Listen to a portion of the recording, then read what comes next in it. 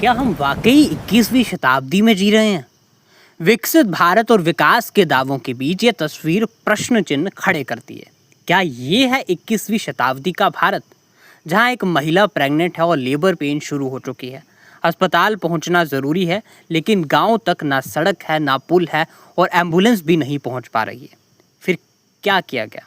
गर्भवती महिला को खाट पर लेटाया गया, ग्रामीण उसे कंधों पर उठाकर नदी पार कराने लगे, लेकिन अस्पताल पहुंचने से पहले ही रास्ते में बच्चे का जन्म हो गया।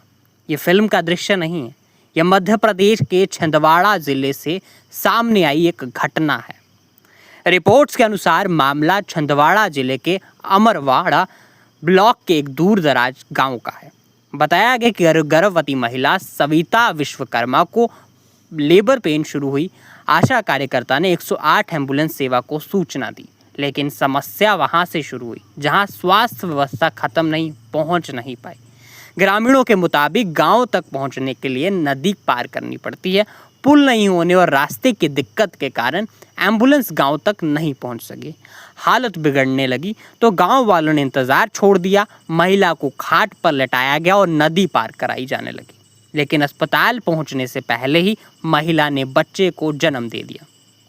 इसके बाद मां और नवजात को बाइक से अस्पताल में पहुंचाया गया। स्थानीय स्वास्थ्य अधिकारियों के अनुसार बाद में महिला और बच्चे दोनों को इलाज मिला। ब्लॉक मेडिकल ऑफिसर ने बताया कि फिलहाल मां और बच्चे दोनों स्वस्थ हैं। ये राहत की बात है, लेकिन सवाल यहीं ख़त्म नहीं होता। अगर पुल होता, अगर सड़क होती, अगर आपात स्थिति में मेडिकल पहुंच संभव होती, तो क्या ये स्थिति आती? ग्रामीणों का दावा है कि लंबे समय से पुल की मांग की जा रही थी। बारिश के मौसम में ऐसी जगहों पर संपर्क लगभग टूट जाता है और ऐसी परिस्थितियों में सबसे ज़्यादा असर किस पर पड़ता है?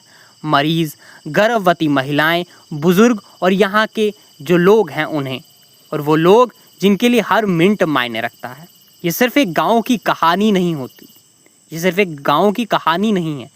ये उस सवाल की याद दिलाती है, क्या हमारी बुनियादी सुविधाएं ज़रूरत के समय सच में लोगों तक पहुंच पाती हैं?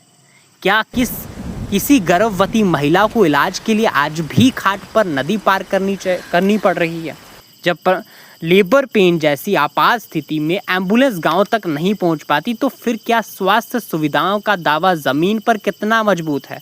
अगर पुल नहीं था तो इतने समय तक क्यों नहीं बना?